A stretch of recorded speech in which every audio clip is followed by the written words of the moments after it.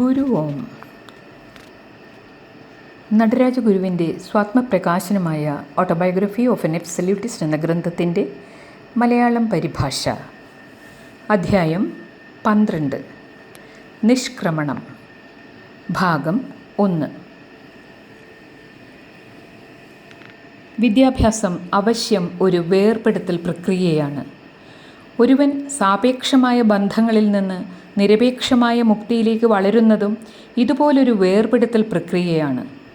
ഈ വേർപെടുത്തൽ മൂത്തു മുരടിച്ച പഴയ മൂല്യവ്യവസ്ഥകളിൽ നിന്ന് പരമ്പൊരുളിൻ്റെ പ്രവിശാലവും ഉദാരവും ധീരവും സ്വതന്ത്രവുമായ ഗതീയതയിലേക്കുള്ളതാണ്.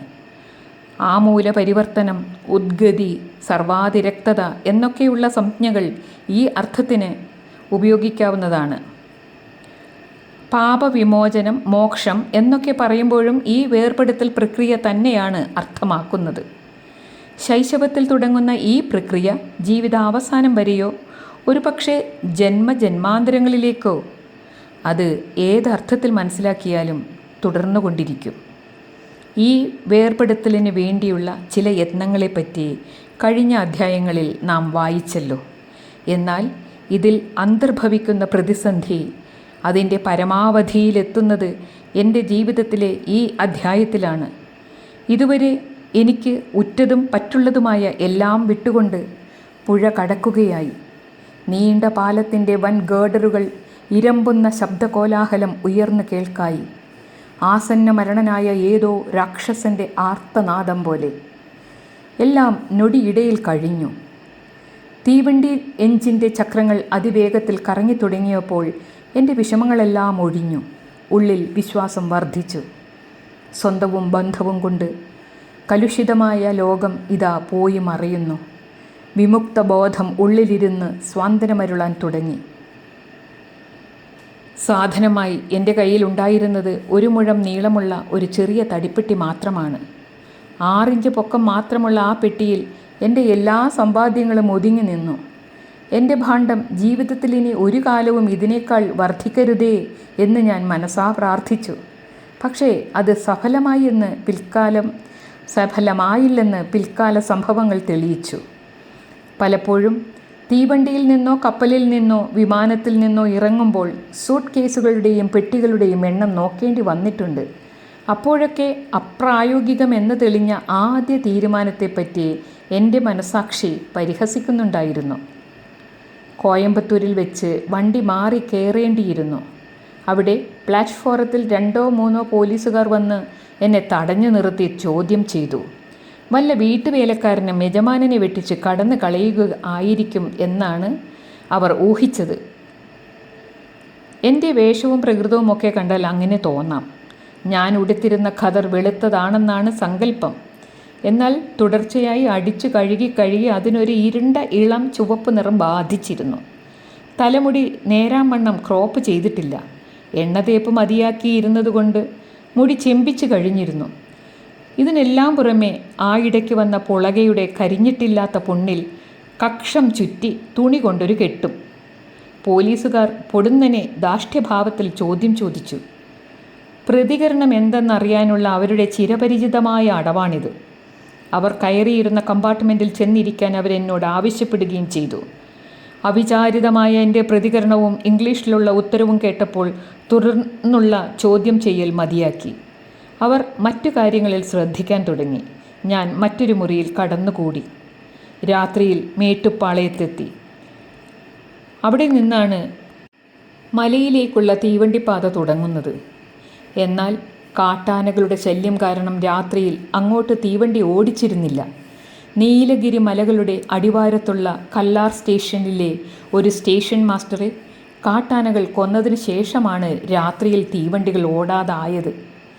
ദിവസവും വൈകുന്നേരത്ത് മേട്ടുപ്പാളയത്തെത്തുന്ന അവസാനത്തെ തീവണ്ടി കല്ലാറിലെ സ്റ്റേഷൻ മാസ്റ്ററെ ദിവസവും ജീവനോടെ മടക്കിക്കൊണ്ട് വരികയാണ് പതിവ്.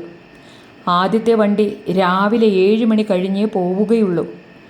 ആ നിലയ്ക്ക് പിറ്റേന്ന് നേരം വെളുക്കുന്നത് വരെ അവിടെ കാത്തിരിക്കണം. 3-ാം ക്ലാസ് യാത്രക്കാരനാണ്. കീശയിൽ ചില്ലറ അണകൾ മാത്രമാണ് ബാക്കിയുള്ളത്. പെട്ടി തലയണയാക്കി വെച്ചുകൊണ്ട് പ്ലാറ്റ്ഫോറത്തിൽ തന്നെ രാവിലത്തെ വണ്ടിക്കയക്കാനുള്ള സാമാനക്കെട്ടുകളുടെ ഇടയിൽ കിടന്നുറങ്ങി. ഇതിനു മുൻപ് ഞാൻ നീലഗിരിയിൽ പോയിട്ടില്ല. സമുദ്രനിരപ്പിൽ നിന്ന് 8000 അടി ഉയരമുള്ള പ്രദേശമാണ് അതെന്ന് കേട്ടിട്ടുണ്ട്. എൻ്റെ കൈവശമുള്ള ഉടുപ്പുകളുമായി അവിടെ പോകുന്നത് ഒരു സാഹസമാണ്.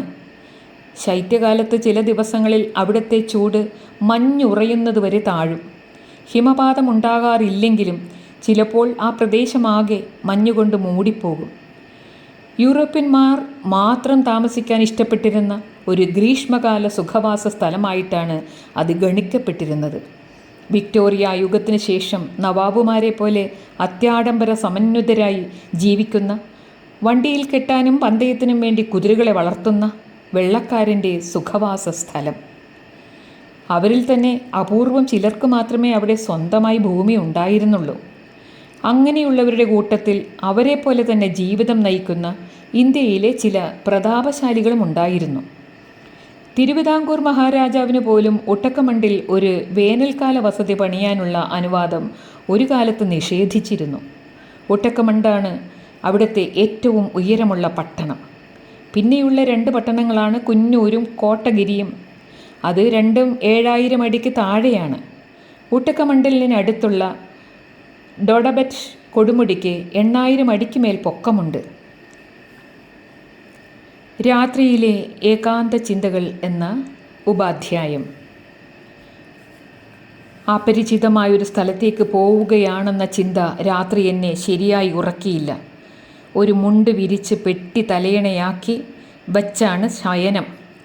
അതിജാഗ്രതായിരുന്ന എൻ്റെ തലയിൽ കൂടി ഒട്ടധികം ചിന്തകൾ കടന്നുപോയി. അതിൽ പകുതിയും ഞാൻ മറന്നു കഴിഞ്ഞിരിക്കുന്നു. അവ എന്നിൽ പുതിയ ഏതോ വികാരങ്ങൾ ഉണർത്തിവിട്ടു. അതിനു മുൻപും പിൻപും ഉണ്ടായിട്ടുള്ളതിൽ നിന്നെല്ലാം വ്യത്യസ്തമായിരുന്നു അതിൻ്റെ സ്വഭാവം. ആ സന്ദർഭത്തിലെ അനിശ്ചിതത്വത്തോടൊപ്പം ഭൂതകാലത്തോടെന്നെ ബന്ധിച്ചിരുന്ന എല്ലാ കെട്ടുകളുടെയും വിച്ഛേദനം കൂടിയായപ്പോൾ ആത്മാവിനേതോ ഒരു ലാഘവത്വവും സ്വസ്ഥതയും തോന്നി. അപ്പോഴേക്കും പതിവിലും അധികം കൗതുകകരമായ ചിന്തകൾ എൻ്റെ ഭാവനയിലും ഉപബോധ മനസ്സിലും വന്നു നിറഞ്ഞു. ഭാവനയുടേതും ഉപബോധത്തിൻ്റേതുമായ 2 പരിധികൾക്കുള്ളിലാണല്ലോ ചിന്ത ചുറ്റിത്തിരിയുന്നത്. ഹൈഡ്രജൻ പോലെയുള്ള ശുദ്ധവാതകങ്ങൾ എരിയുമ്പോഴുണ്ടാകുന്ന അത്യധികം ചൂടുള്ളതെങ്കിലും അദൃശ്യമായ തീനാളത്തിനോട് എൻ്റെ ഈ സ്ഥിതിയെ ഉപമിക്കാം. ഇവിടെ വാതകക്കുഴലിൻ്റെ ഒരറ്റത്തല്ല തീ എരിയുന്നതെന്ന് മാത്രം. അത് വാതകത്തെ ആകമാനം ബാധിച്ച് അതിനെ മുഴുവൻ ഉടനെ എരിയിച്ചു കളയുന്ന മട്ടിലായിരിക്കുന്നു. പുകയുള്ള മറ്റ് തീനാളങ്ങൾക്ക് പ്രകാശം ഏറെ ഉണ്ടെന്ന് വരാം. എന്നാൽ ഇവിടെ എരിയുന്നതിൻ്റെ ഫലവും എരിയലും ഒന്നു ചേർന്നൊരു പ്രക്രിയയായിരിക്കുകയാണ്. എൻ്റെ ചിന്തയും അതുപോലെ എരിഞ്ഞു. ഏകാകിയാണെന്ന് സ്വയം പര്യാപ്തനാണെന്നുമുള്ള ബോധത്തിലുണ്ടായ സ്വയം ആവാഹിച്ചെരിയുന്ന ഒരു ഘോരാഗ്നിയിൽ അത് സൂക്ഷ്മരൂപത്തിലുള്ള ഒരു വ്യഥയായിരുന്നു. ദുഃഖാനുഭവമായിരുന്നു മുഴുവനും എന്ന് പറഞ്ഞുകൂടാ. അതിൻ്റെ വക്കുകളിൽ രജതരേഖകളുണ്ട്. വിദൂരഭാവിയിൽ ഒരു സമയം ഉണ്ടായേക്കാവുന്ന അവയുടെ മധുരമയിയായ പ്രയോജനം എന്താണെന്ന് അന്നേരത്ത് എനിക്ക് അജ്ഞാതമായിരുന്നു. വീട് വിട്ട് ഞാൻ അനാഥനായി കഴിഞ്ഞു.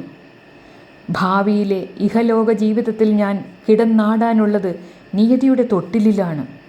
ഈ ചിന്തയാൽ അപരിചിതമായൊരു വൈകാരിക ഭാവം എന്നെ ബാധിച്ചു. അത് എന്നിൽ ചിത്തശുദ്ധി വരുത്തിയിരിക്കണം.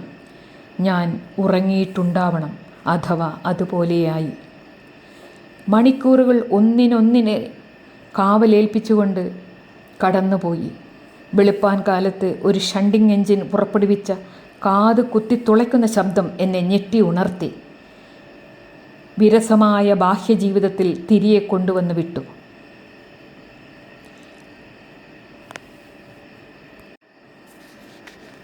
ഒന്നാം ഭാഗം പൂർണ്ണമാകുന്നു. ഗുരു ഓം തത്സത്.